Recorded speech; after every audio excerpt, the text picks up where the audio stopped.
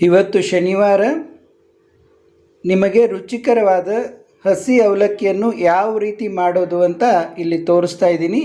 ಸುಲಭವಾಗಿ ಮನೆಯಲ್ಲಿರುವ ಸಾಮಾನುಗಳಿಂದಲೇ ಇದನ್ನು ಮಾಡಬಹುದು.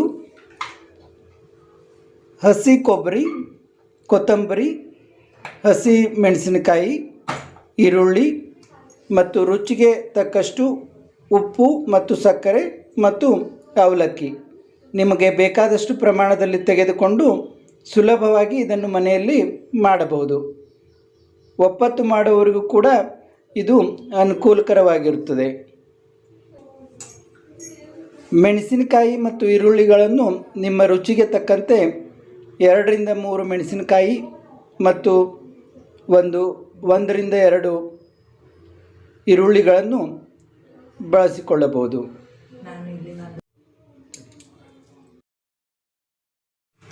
ಅವಲಕ್ಕಿಯನ್ನು ತೆಗೆದುಕೊಂಡು ಹದವಾಗಿ ನೀರನ್ನು ಚಿಮುಕಿಸಿ ಅದನ್ನು ಸ್ವಲ್ಪ ಮೆತ್ತಗೆ ಮಾಡಿಕೊಳ್ಳಿ.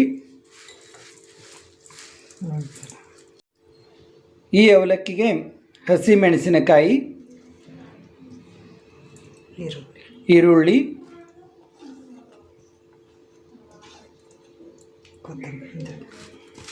ಹಾಕಿ ಮೊದಲಿಗೆ ಸರಿ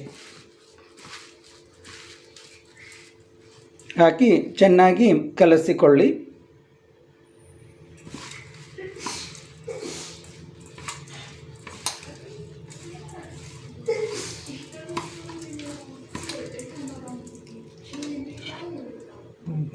ನಂತರ ಕೊಬ್ಬರಿ, ರುಚಿಗೆ ತಕ್ಕಷ್ಟು ಉಪ್ಪು, ರುಚಿಗೆ ತಕ್ಕಷ್ಟು ಸಕ್ಕರೆ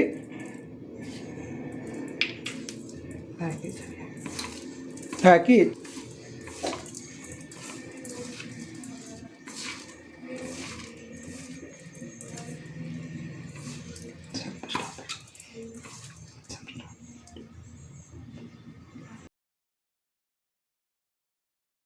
ನಂತರ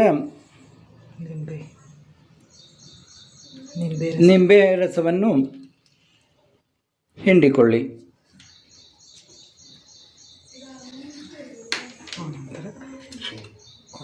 ಆನಂತರ ಕೊತ್ತಂಬರಿ ಸೊಪ್ಪನ್ನು ಹಾಕಿ ಕತ್ತರಿಸಿದ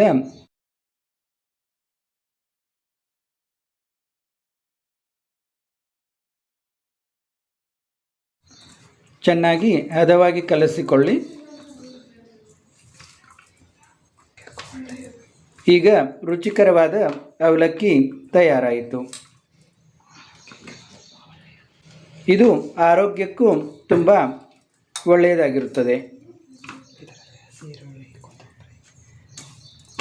ಮಸಾಲ ಅವಲಕ್ಕಿಗಿಂತ ಇದು ಆರೋಗ್ಯಕ್ಕೆ ತುಂಬ ಒಳ್ಳೆಯದು.